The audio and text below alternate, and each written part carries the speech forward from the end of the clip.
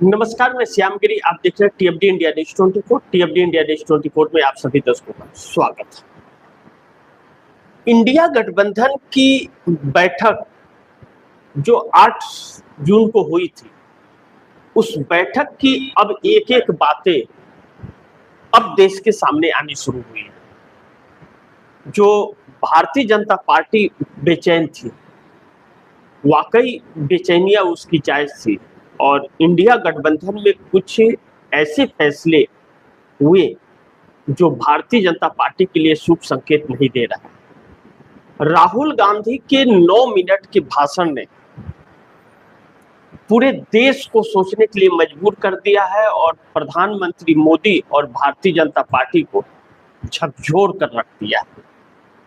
हालांकि वह 9 मिनट का ऑडियो कांग्रेस ने रिलीज किया है, लेकिन उसका हिंदी अनुवाद आप दर्शकों को मैं अभी बताऊं तो आप दर्शक उसे ध्यान से समझिए।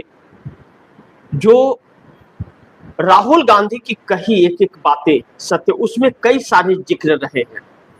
चाहे क्षेत्रीय पार्टियां जिस तरह से खत्म हो रही हैं, या फिर जिस तरह से संस्थानें गुलाम बन गई हैं, न्यायपालिका हो, चाहे ब्यूरोक्रेसी हो, चाहे चुनाव आयोग हो। राहुल गांधी का साफ कहना है कि अगर ऐसे ही चुनाव होता रहा तो कोई जीत नहीं पाएगा, इसके लिए संघर्ष करना पड़ेगा। और इस चुनाव का कोई मतलब नहीं, क्योंकि यह पूरी तरह से हाईजेक है। और मैंने क्या किया, आपने क्या किया, इन बातों को लेकर चलने का वक्त नहीं है, और अब सोच विचार का वक्त नहीं है। अब वर्क है। अब वर्क का वक्त, यानी कि काम शुरू। लेकिन क्षेत्रीय पार्टियां एक दूसरे की जो शिकायतें थी उस बैठक में रखी, लेकिन अखिलेश यादव के सामने भी चुनौती अब है। ममता बनर्जी के बाद सबसे ज्यादा चुनौती अखिलेश यादव का है। मैं इस हेडलाइन पर आऊं, वाकई यह बात जिस तरह से राहुल गांधी ने कही है, अगर इस तरह से काम हुआ तो मोदी का इस्तीफा होगा, इस बात से इनकार किया ही नहीं जा सकता। और अगर नहीं तो फिर न लोकतंत्र, न संविधान, और न ही होगी क्षेत्रीय पार्टियां। मैं उस 9 मिनट के भाषण को आप दर्शकों के सामने हिंदी अनुवाद उसका रखना चाहूंगा। राहुल गांधी कहते हैं अपने 9 मिनट के ऑडियो जो रिलीज की है कांग्रेस ने, राहुल गांधी का कहना है कि मुझे लड़ने में कोई दिलचस्पी नहीं है। पार्टियों को कह रहे हैं, इंडिया गठबंधन के घटक को, मुझे पागल होना पड़ेगा अगर मैं अचानक उठकर कहूं कि मैं आपसे लड़ने जा रहा हूं। जबकि आप दर्शकों से गुजारिश है, बहुत ध्यान से इस तर्क को सुनिए। राहुल गांधी ने एक एक बातें जो कही हैं इस देश के लोकतंत्र को बचाने के लिए, राहुल गांधी किस स्थान पर अपने आप को देख रहे हैं और इंडिया गठबंधन को कहां ले जाकर खड़ा करना चाहते हैं। राहुल गांधी कह रहे हैं, मुझे लड़ने में कोई दिलचस्पी नहीं है, मुझे पागल होना पड़ेगा अगर मैं अचानक उठकर कहूं कि मैं आपसे लड़ने जा रहा हूं। जबकि आप हमारे सहयोगी हैं, आप हमारे मित्र हैं, आप ये लोग हैं जिन्हें हम सम्मान और स्नेह देते हैं। कृपया समझिए, हमने 2024 का चुनाव जीता था, हम 2024 का चुनाव हारे नहीं थे। आप पूछते हैं कि कुछ लोग गठबंधन से क्यों चले गए। नीतीश कुमार का यह जिक्र हो रहा है और संजय झा के ने लेख भी लिखा, ध्यान से समझिएगा क्या कह रहे हैं। लिख रहे हैं 2024 चुनाव हारे नहीं थे। आप पूछते हैं कि कुछ लोग पूछते हैं कि कुछ लोग गठबंधन से क्यों चले गए। इसका कारण मैं नहीं था, इसका कारण कम्युनिस्ट पार्टी भी नहीं थी। और मैं आपको बताना चाहता हूं कि निकट भविष्य में एक कुछ राजनीतिक औजार भी काम करना बंद कर देंगे, जो अब तक किसी तरह काम कर रहे थे, क्योंकि बीजेपी और आरएसएस भारतीय राज्य और उनकी संस्थान पर अपनी पकड़ लगातार मजबूत कर रहे हैं। कम्युनिस्ट पार्टी ने भी लगभग 100 साल पहले इसी तरह की परिस्थिति का सामना किया था। 1927 से पहले हम एक राजनीतिक 1927 से पहले हम एक राजनीतिक संगठन थे, लेकिन जिस दिन महात्मा गांधी ने कहा कि हमें आजादी चाहिए, उसी दिन हम एक प्रतिरोध आंदोलन मूवमेंट बन गए। अगर राजनीतिक दल सामान्य तरीके से काम नहीं कर सकते तो फिर क्या किया जा सकता है? प्रतिरोध काम करता है, संघर्ष काम करता है। जहां जहां हम अन्याय के खिलाफ डटकर खड़े होते हैं, वहां वहां प्रतिरोध सफल होता है। आगे राहुल गांधी कहते हैं, आप यह सोच रहे हैं कि चुनौती अगला चुनाव जीतने की है, लेकिन कृपया समझिए अगला चुनाव तो पहले ही जीत लिया गया है। भारत की जनता के भीतर इतना गुस्सा और असंतोष है कि अगला चुनाव मानो पहले ही तय हो चुका है। असल समस्या यह है कि आरएसएस ने भारतीय राज्य की संस्थानों पर कब्जा कर लिया है। समस्या यह है कि आपको जीतने के लिए स्वतः और निष्पक्ष चुनाव ही नहीं मिलेगा। इसलिए हमें प्रतिरोध के मोड में जाना होगा। सीबीएसई का मुद्दा प्रतिरोध है, नीट का मुद्दा प्रतिरोध है, ग्रेट निकोबार का मुद्दा प्रतिरोध है। प्रतिरोध एक सोच है, एक दृष्टिकोण है। आप सुबह उठते हैं और खुद से पूछते हैं, मैं अन्याय का प्रतिरोध कैसे कर सकता हूं, और फिर आप उसका प्रतिरोध करते हैं। यही काम करेगा। मैं आपको भरोसा दिलाता हूं कि यही काम करेगा। और जहां तक मेरी बात है, मैं किसी भी तरह से आने वाली हर आलोचना को सहने के लिए तैयार हूं, क्योंकि मेरे लिए यह सिर्फ राजनीति का विषय नहीं है, यह मेरा धार्मिक कर्तव्य है, यह मेरा आध्यात्मिक कर्तव्य है। यह अब केवल राजनीति नहीं रह गई है।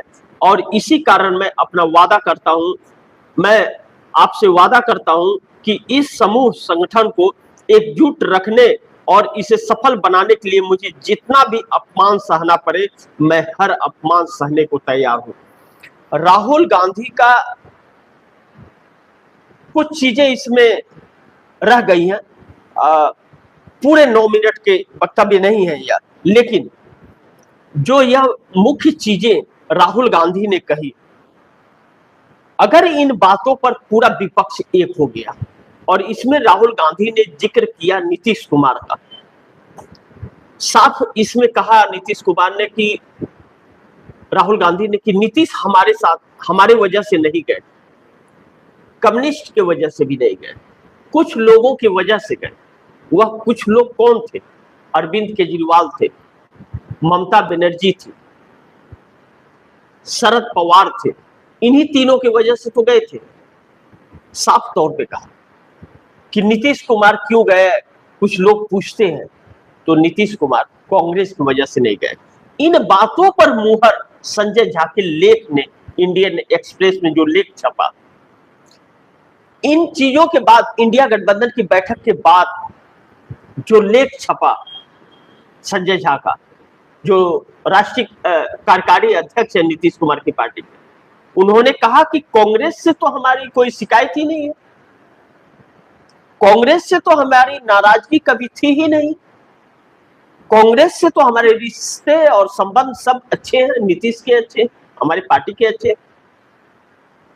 नीतीश कुमार इंडिया गठबंधन से केजरीवाल और ममता खास वजह थी उसकी, जिसकी वजह से आए, बाहर आए। यही बात वहां कह रहे हैं। ममता बनर्जी हार चुकी है अपना खुद का भी चुनाव, पार्टी भी हार चुकी है। अरविंद केजरीवाल हार चुके हैं, खुद का भी चुनाव हार चुके हैं और इंडिया गठबंधन से जा चुके हैं। अरविंद केजरीवाल इंडिया गठबंधन में शामिल नहीं हो सकते, क्योंकि उनकी नीयत साफ नहीं है। और पंजाब एक उनके पास है, पंजाब चला गया तो फिर न घर के न घाट के, कहीं के नहीं रह जाएंगे। अभी कुछ लंबा सपना देख रहे हैं अरविंद केजरीवाल, लेकिन यहां चुनाव जीत, जनता तो जिताना चाह रही है, लेकिन संस्थाएं नहीं जिताना चाह रही है, यह राहुल गांधी का साफ कहना है। अब ऐसे में अगर राहुल गांधी का इस उल्लेख में साफ, बयान में साफ यह झलक रहा है कि राहुल गांधी अब सड़कों की लड़ाई लड़ना चाहते हैं, और राहुल गांधी को सत्ता का लोभ नहीं है। राहुल गांधी को लोग इस देश के लोकतंत्र और संविधान पर है, उसे बचाए रखना। अगर वह बचा रहा तो इस देश के हर एक नागरिक को उसका हक मिलेगा, कोई भी सरकार रहे उसे देना पड़ जाएगा, अगर संविधान और लोकतंत्र रहा तो। और यह दोनों चीजें खत्म हुई जिसे यह सरकार किसी भी कीमत पर बदलना चाहती है। इसीलिए यह सरकार डिलिमिटेशन भी, वन नेशन वन इलेक्शन भी चाहती है कि वह जादुई आंकड़ा 369 का आ जाए इसके पास।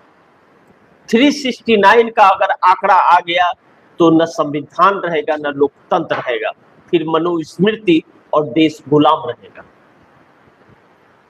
और अगर राहुल गांधी के कहे अनुसार सभी एक हो जाते हैं, एक होने का साफ मतलब यह होगा कि मोदी का इस्तीफा भी हो जाएगा और पीएम का चेहरा भी बदल जाएगा।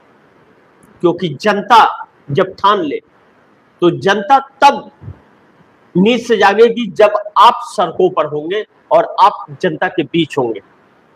बंद कमरे में या एसी गाड़ी में घूम करके नहीं होगा, सड़कों पर उतर करके इस सरकार को चुनौती देना पड़ेगा और उस जनता के बीच जा करके आपको इस सरकार की सच्चाइयां वहां पहुंचानी पड़ेगी। क्योंकि इसके राहुल गांधी इसमें एक चीज का जिक्र और करते हैं, मीडिया हमारे साथ नहीं है, प्रशासन ब्यूरोक्रेसी साथ नहीं है, और मीडिया के साथ साथ सोशल मीडिया पर भी ज्यादातर कब्जा इस सरकार ने कर रखा है। ऐसे में लोगों के बीच जाने के, सड़क पर उतरने के, प्रतिरोध सरकार का करने के अलावा और कोई ऑप्शंस नहीं है। अगर आप सोच रहे हैं कि जैसे आप पहले चुनाव जीता करते थे और जो रणनीति अपनाया करते थे उन नीतियों से आप सत्ता पर आ जाएंगे तो आप भूल जाइए। तेजस्वी यादव, ममता बनर्जी, चाहे शरद पवार, अजीत पवार, शरद पवार, उद्धव ठाकरे या कांग्रेस ने सबने देख लिया। अब बारी अखिलेश यादव की है कि अखिलेश यादव वैसे भी विपक्ष में है लेकिन एक भूमिका अच्छी है इसमें बिहार यूपी के अंदर। लेकिन इस बार अगर तेजस्वी यादव वाला हाल हो गया या ममता बनर्जी वाला हाल हो गया तो क्या करेंगे? ममता बनर्जी तो सत्ता में थी तो 80 तक पहुंच पाई, तेजस्वी यादव सत्ता में नहीं थे तो 80 के आसपास थे। तो बिहार में क्या हुआ? एसआईआर हुआ और 25 सीट पर आ गए, और वही 75-80 पर इसमें अखिलेश यादव भी है। तो अखिलेश यादव भी 20-25 पे आ जाएंगे, बस पार्टी खत्म।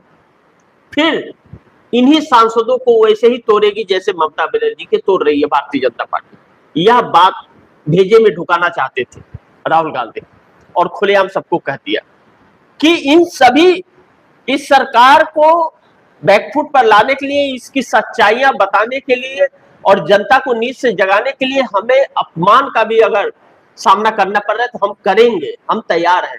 जेल जाने की जरूरत पड़ी तो भी हम जाएंगे।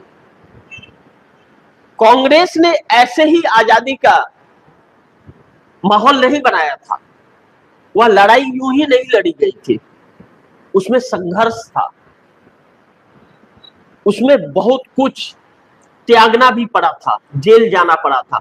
उन सभी, अगर आप राजनीति करना चाहते और देश के लिए राजनीति करना चाहते, यह सब कुछ करना पड़ेगा, वरना राजनीति छोड़ करके अपना ढंड कमंडल लेकर के जाइए।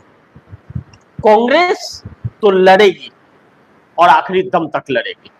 कांग्रेस आरएसएस और बीजेपी के सामने सरेंडर तो किसी भी कीमत पर नहीं करेगी, चाहे जेल जाए या फांसी लगे या कुछ भी हो जाए। यह साफ इंडिया गठबंधन में कर दिया। अब हैदराबाद की जो बैठक बुलाई गई है इंडिया गठबंधन की, इन सभी मुद्दों पर जो तैयार है वह हैदराबाद आ जाए, अगर नहीं तैयार है तो आने की कोई जरूरत नहीं।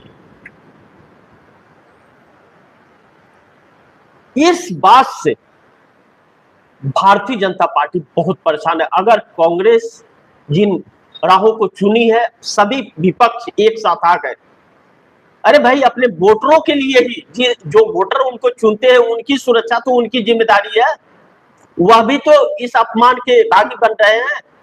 उनको बचाने कौन जा रहा है? उनकी समस्याएं तो इन नेताओं तक पहुंच भी नहीं पाती। तो इन्हें, अगर इन राजनीतिक दलों को अगर आगे अपना वजूद बचाए रखना है तो साथ आना पड़ेगा और सड़कों पर आना पड़ेगा। वक्त नहीं है। इसीलिए जब हाव भाव नहीं देखा, कांग्रेस ने इंडिया गठबंधन की बैठक में जब देखा कि सब अपनी अपनी डफली में है, तो इमरजेंसी बैठक अध्यक्षों की और महासचिवों की बुलाई और सड़क पर उतरने का आदेश दे दिया। कल राष्ट्रपति भवन को घेरा गया। कांग्रेस के 62 विधायक मध्य प्रदेश के और यूथ कांग्रेस मिलकर के जिस तरह से घेरी राष्ट्रपति को और प्रधानमंत्री को, सांस फूले हुए हैं सरकार के। सोचिए, सिर्फ कांग्रेस उतर रही है तो, और सभी दल एक साथ उतर गए तो जनता के बीच क्या मैसेज जाएगा। सोचिए, हर जगह हर कस्बे में लोग उतरेंगे तो जनता के पास यह तो मैसेज जाएगा ना कि हाँ, यह सरकार ने गलत काम किया है, तो फिर यह धरना प्रदर्शन पर उतर रहे हैं क्योंकि प्रशासन तो सुनता नहीं। एक गांव वाला बहुत अच्छा से समझेगा कि वह कैसे पुलिस स्टेशन में जाता है तो उसके साथ अन्याय होता है और उससे 1000, 5000, 10,000 लिए जाते हैं एक छोटे से मामले पर। अच्छी तरह से समझता है कि इन बातों को समझने में वक्त नहीं लगेगा। और भुक्तभोगी है कि रोजगार नहीं है, उसके पास महंगाई है, लेकिन इसके लिए जाना पड़ेगा, तब माहौल बनेगा। और जब माहौल बनेगा तो मोदी का इस्तीफा भी होगा और पीएम का चेहरा भी बदलेगा। देश में भयावह गुस्सा सरकार को लेकर के है। यह बात राहुल गांधी बार बार अपने भाषणों में दोहराए हैं। चुनाव जीत चुके हैं, लेकिन यह संस्थाएं चुनाव नहीं जीतने दे रही है। जब बाकी जो सोए हुए लोग हैं उनको जब जगा देंगे तो वह अपने आप ही फैसला कर लेंगे कि सत्ता पर किसे रखना है और किसे नहीं रखना है। यह एक मौका है। लेकिन अब दूसरी तरफ चंद्रबाबू नायडू भी अब मोदी सरकार से खुश नहीं है। चंद्रबाबू नायडू भी अपना नजरिया सरकार के खिलाफ बदल रहे हैं। नीतीश कुमार भी बदल रहे हैं, लेकिन नीतीश कुमार अभी उस रणनीति पर नहीं गए। लेकिन चंद्रबाबू नायडू यह चीजें समझ रहे हैं कि इंडिया गठबंधन की तरफ से जो तैयारियां कांग्रेस कर रही है और इंडिया गठबंधन के लोग नहीं भी आए कांग्रेस के साथ, तो कांग्रेस का मूवमेंट इतना है कि वह पूरे देश के अंदर एक माहौल तैयार कर सकती है। और जब माहौल तैयार करेगी तो कांग्रेस को बेनिफिट भी मिलेगा। तो चंद्रबाबू नायडू के लिए संकट इसलिए पैदा हो जाएगा क्योंकि वह मोदी के साथ है। अगर जगन मोहन रेड्डी से आंध्र प्रदेश में बात नहीं बनी और जगन मोहन रेड्डी से गठबंधन की बात कांग्रेस नहीं कर रही हो, वह विलय करे कांग्रेस के अंदर, पूरा कांग्रेस एक हो जाए, अगर नहीं किए तो चंद्रबाबू नायडू कांग्रेस के साथ जाएंगे। क्योंकि यह लगातार चर्चाएं इसकी बढ़ती जा रही है। यह नरेंद्र मोदी को यह बातें सब डरा रही हैं। ऐसे में इंडिया गठबंधन अगर एक हो गया तो समझ लीजिए कि मोदी के इस्तीफे की तैयारी है। इंडिया गठबंधन अगर एक हो गया तो इस बात से इनकार नहीं कर सकते। और इंडिया गठबंधन एकजुटता दिखाया और जूझता हुआ दिखाया तो नीतीश नायडू दोनों का साथ मिलेगा। इसीलिए संजय झा के बयान जो कांग्रेस के तरफ झुकते हुए नजर आए और सम्मान देते हुए नजर आए, या कहते हुए नजर आए कि हमारे रिश्ते बहुत अच्छे हैं कांग्रेस के साथ, और ललन सिंह यह कहते हैं सर भारतीय जनता पार्टी को कि गलतफहमी में ना रहे, हमारे समर्थन से सरकार चल रही है, तो नीतीश कुमार साथ दे रहे, लेकिन इंडिया गठबंधन एक हो पहले। इस बैठक में इंडिया गठबंधन एक नहीं हुआ है। इस बैठक में सभी को एक दूसरे को आईना दिखाया गया है और नीतीश की चर्चा हुई है इस बैठक के अंदर। और साफ राहुल गांधी कह रहे हैं कि इंडिया गठबंधन से कांग्रेस की वजह से कोई नहीं गया है, आप लोगों की वजह से नीतीश कुमार गए। अगर नीतीश नहीं गए होते तो आज मोदी की नहीं इंडिया गठबंधन की सरकार होती। अब इसमें इस बैठक में तेजस्वी यादव और अखिलेश यादव अभी भी थोड़ी इन लोगों की दूरियां नजर आ रही, लेकिन दो मुद्दे पॉइंट्स बहुत जबरदस्त हैं। पहला कि इंडिया की बैठक में राहुल गांधी के 9 मिनट का भाषण क्या मोदी का इस्तीफा होगा। जिस तरह से राहुल गांधी ने कहा है, जिस तरह से राहुल गांधी ने कहा है, इससे देश कब एक होगा, कब एकजुट होकर के वह अपने अपने मुद्दों को लेकर के साथ आएगा, जब राजनीतिक दलें हर एक को अपने से जोड़ेंगे। गांव देहातों के अंदर जो समस्याएं इस समय है, या शहरों में मजदूरों को शिक्षा स्वास्थ्य लेकर के बहन बेटियों के साथ जो इस समय दिक्कतें आ रही हैं, वह अपना दर्द बयां नहीं कर पा रहे हैं। किसी से क्यों नहीं कर पा रहे हैं? कि उनकी कोई सुनने वाला है नहीं। जब इन राजनीतिक दलों को वोट लेना होता है तो यह घर घर पहुंच जाते हैं, घर घर लिस्ट लेकर के, इस गांव में इतने वोट है, तब उनको याद आते हैं। अगर इस सरकार की क्रूरता इतनी है और उसका भुक्तभोगी आम जनता है, तो उसके पास आप जब जाओगे तो उसका जनसैलाब आपके साथ जुड़ेगा।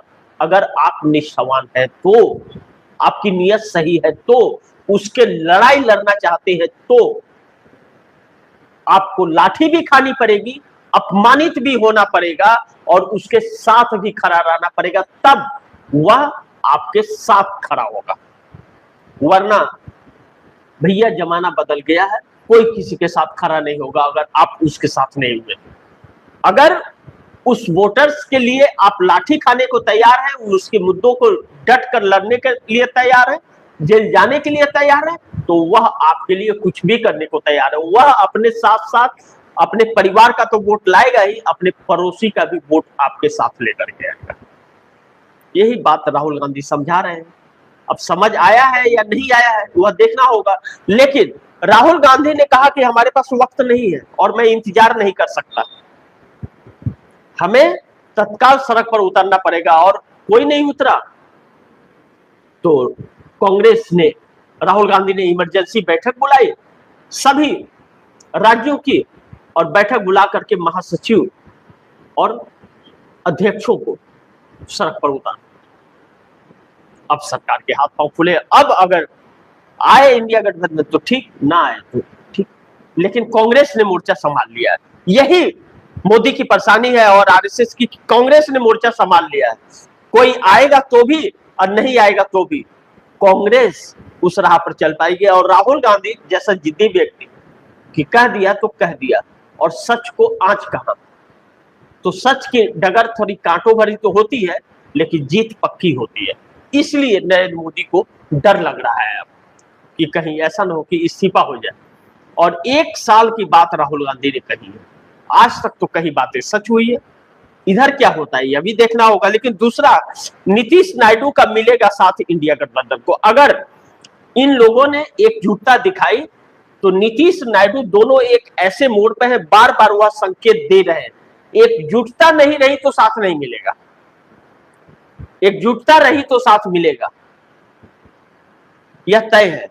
और एकजुटता नहीं दिखाई तो 2029 दूर नहीं है, इन सभी का वजूद खत्म हो जाएगा। इस वक्त ममता बनर्जी के साथ क्या हो रहा है, वही अखिलेश यादव के साथ भी होगा, वही शरद पवार और उद्धव ठाकरे के साथ भी होगा। इस बात से इनकार नहीं किया जा सकता। बाकी आप दर्शकों की क्या राय है, क्या सुझाव है, कमेंट बॉक्स में जरूर दीजिएगा। और इस खबर को ज्यादा से ज्यादा शेयर कीजिए, अपने दोस्तों को भी कहिए आगे शेयर करें। और आपने टीएफडी इंडिया न्यूज़ 24 को सब्सक्राइब नहीं किया, सब्सक्राइब कर लीजिए, अपने दोस्तों को भी कहिएगा सब्सक्राइब करें।